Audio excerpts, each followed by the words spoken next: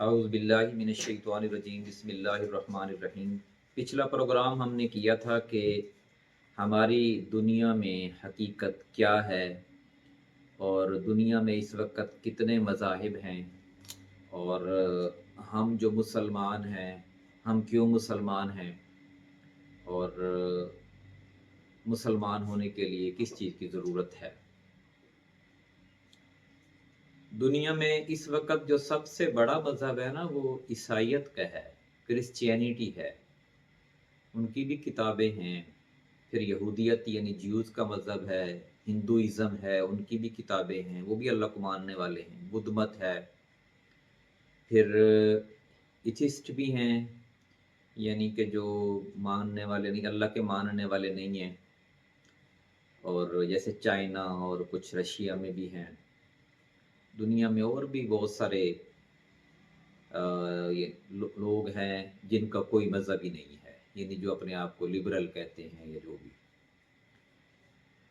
हम मुसलमान उस वक़्त हो सकते हैं जब शऊरी तौर पर हम मुसलमान हों।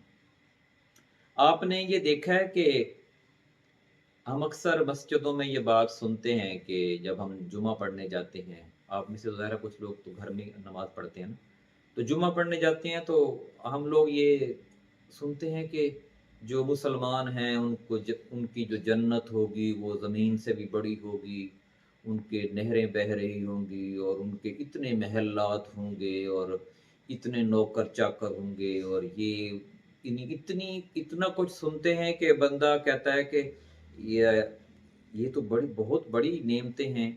और बाज़ औक़ात तो ऐसा लगता है कि पता नहीं ये है भी सही कि नहीं, इतनी बड़ी नेमतें कैसे अल्लाह ताला ने बना दी। यानी एक ज़हन में एक वसवसा सा आता है, शैतान भी डालता रहता है।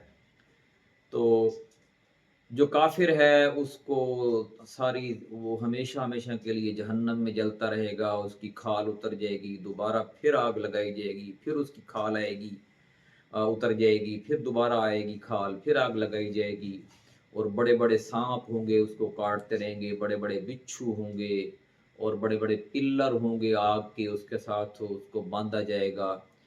तो ये जो इतना बड़ा फ़र्क है कि एक शख्स मरने के बाद अय्याशियों की ज़िंदगी में होगा, पुरसुकून होगा, राहत तो सुकून होगा, कोई गम नहीं होगा।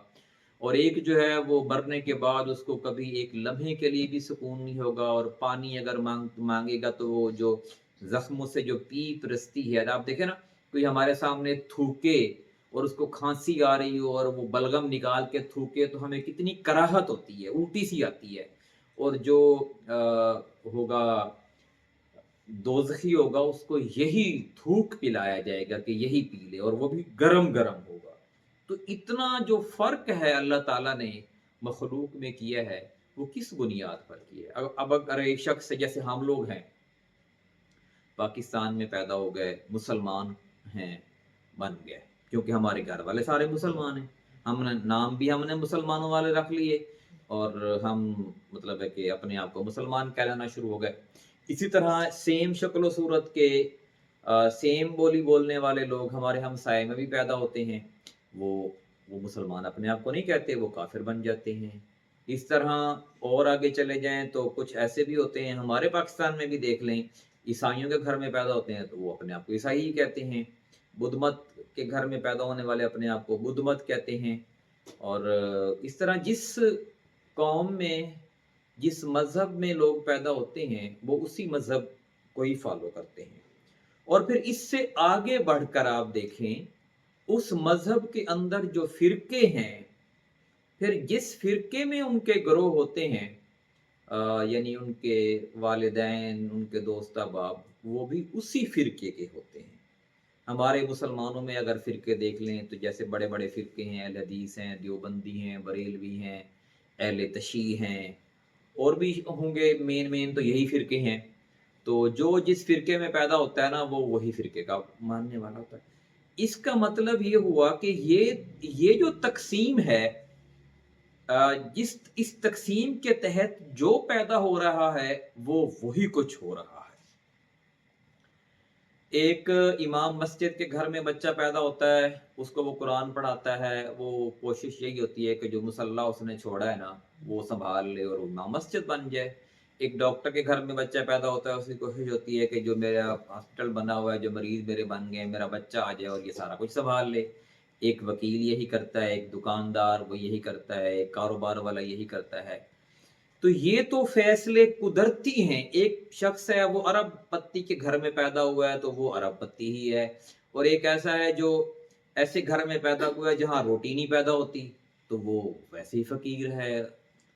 تو یہ وہ فیصلے ہیں جو قدرت کی طرف سے ہیں، کہ جو اللہ نے فیصلہ کسی کے بارے میں کر دیا ہے وہی اس کے ساتھ نام لگ گیا ہے، اس کی قسمت ویسی بن گئی ہے، ویسے ہی ہے۔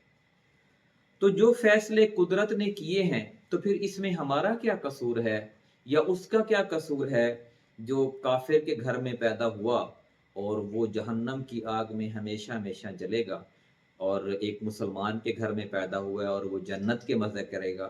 تو اس میں انسان کا کیا قصور ہے؟ یہ تو اللہ کے فیصلے ہیں۔ تو اس کا کبھی آپ لوگوں نے سوچا؟ آپ بتائیں، کبھی نہیں سوچا؟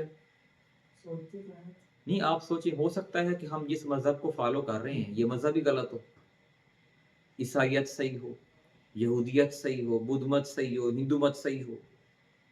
ہم کیسے کہہ سکتے ہیں کہ یہ مذہب ٹھیک ہے؟ وہ ان کی کتابیں ان کو بتاتی ہیں، جیسے ان کی کتابیں ہیں وہ ان کو بتاتی ہیں کہ آپ کا مذہب ٹھیک ہے، اس لیے تو وہ اس کو مان رہے ہیں۔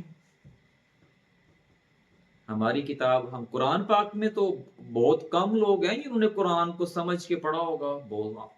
میرا یہ خیال ہے کہ شاید معاشرے میں 1% ہی نہیں ہے جن کو قرآن جنہوں نے سمجھ کے پڑھا ہوگا۔ وہ تو سنی سنائی باتیں ہوتی ہیں، لوگ فیس بک پہ پڑھ لیتے ہیں، انٹرنیٹ پہ پڑھ لیتے ہیں، یا جمعے میں جا کے سن لیتے ہیں، یا دوستوں سے سن لیتے ہیں، اور وہ من گھڑت احادیث لوگ ایک دوسرے کے آگے شیئر کرتے رہتے ہیں، وہ دیکھ لیتے ہیں، یا کچھ اسکالرز ہیں ان کے بیان سن لیتے ہیں۔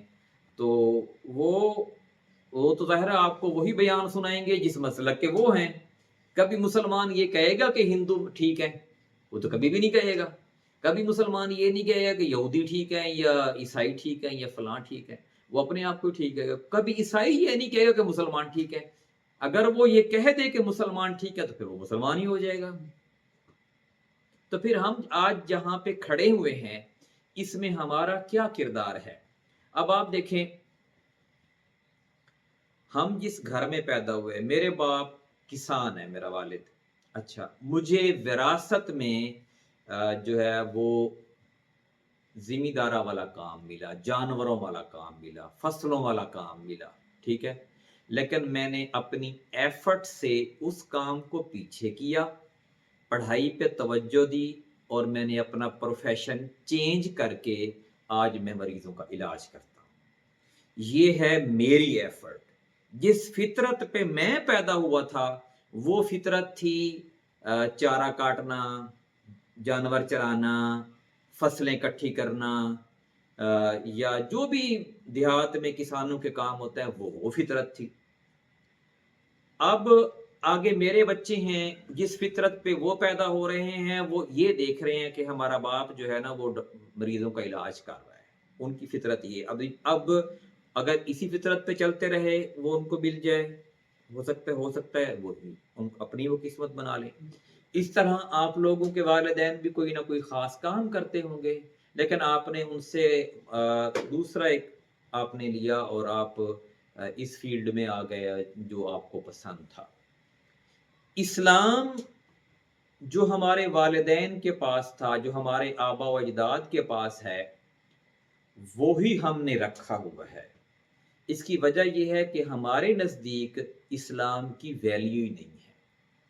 ہمارے نزدیک ویلیو ہے پیسے کی۔ جب ہم میٹرک میں تھے، جب میں میٹرک میں تھا تو ہسپتال سے گزر کے ہم سکول جاتے تھے، میں دیکھتا تھا یار ڈاکٹروں کی بڑی عزت ہے اور ان کے پاس گاڑیاں کھڑی ہوتی ہیں، پیسہ بھی ہوتا ہے، میں نے بھی ڈاکٹر بننا ہے۔ میں آپ کو ایک مثال دے رہا ہوں، ہو سکتا ہے آپ لوگوں نے بھی ایسے بھی پروفیشنلسٹ دیکھے ہوں۔ ہم نے نہ جنت دیکھی ہے، نہ دوزخ دیکھی ہے، نہ اللہ کو دیکھا ہے، نہ رسول کو دیکھا ہے، نہ فرشتے دیکھے ہیں، نہ ہم نے کسی کو عذاب ہوتے دیکھا ہے، اور نہ ہی کسی کو انعام ملتے دیکھا ہے۔ اس لیے ہمارا اس طرف رجحان ہی نہیں ہے کہ ہم اگر راہ راست پر چل پڑے تو ہمیں یہ ملے گا، اور راہ راست سے ہٹ گئے تو ہمارا یہ نقصان ہوگا۔ نہ ہمیں نقصان کا پتہ ہے، نہ ہمیں انعام کا پتہ ہے۔ ہم اتنے ہی کام معاشرے میں اچھے کرتے ہیں کہ جس کو لوگ دیکھ کر کہیں کہ یار نیک انسان ہے، اچھا بندہ ہے، اچھی بندی ہے، یہ اچھے لوگ ہیں، اچھا خاندان ہے اس کا، اور اتنی ہی برائیاں چھوڑتے ہیں کہ جن سے ہمیں نقصان بظاہر ہوتا نظر نہیں۔ اگر جس برائی سے ہمیں پتہ چل جائے نا کہ اس برائی، یہ برائی سامنے آ گئی تو میرا تو پھکا نہیں رہے گا، وہ ہم برائی نہیں کرتے۔ تو گویا ہم وہ کام کر رہے ہیں جو ہمارا معاشرہ کر رہا ہے، ہم نے خود سے اچھائی اور برائی کی راہیں متعین نہیں کی، جو معاشرے نے، بڑوں نے ہمارے لیے متعین کر دی ہیں، وہی ہمارے لیے راہیں ہیں۔ تو اس کا مطلب یہ ہوا کہ ہم نے تو اسلام کو سیکھا ہی نہیں ہے، ہم نے سیکھا ہے اپنے بڑوں کا مذہب، اپنے خاندان کا مذہب، اپنے رشتہ داروں کا مذہب، دوست احباب کا مذہب، اور اسی مذہب کے پیچھے ہم جا رہے ہیں، اور جو انجام ان کا ہونا ہے وہی انجام ہمارا ہونا ہے۔ تو اسی سے ہی ہم انشاءاللہ اگلے ہفتے پروگرام کنٹینیو کریں گے کہ پھر ہمیں کرنا کیا چاہیے، کہ کیسے پھر ہم صحیح مسلمان بن سکتے ہیں۔ بہت مہربانی، شکریہ، جزاک اللہ۔